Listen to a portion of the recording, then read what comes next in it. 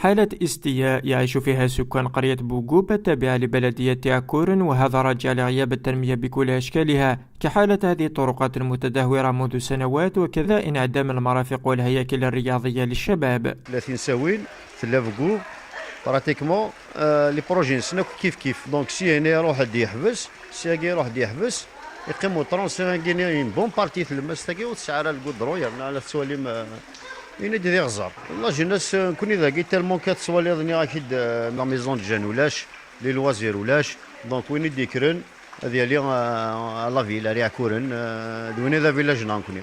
كما نجد معظم المنازل بقرية بوغوب غير مربوطة بقنوات الصرف الصحي، مما جعلهم يلجؤون للبلوعات التقليدية.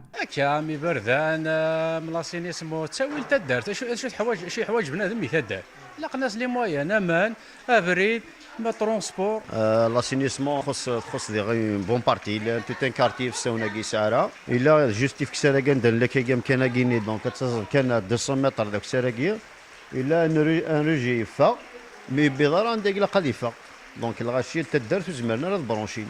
هذا وقد ناشد سكان القرية السلطات المحلية والولائية للتدخل لفك العزلة عنهم، وذلك بتجسيد بعض المشاريع التنموية الأساسية على أرض الواقع كتعبيد الطرقات وربطهم بقنوات الصرف الصحي.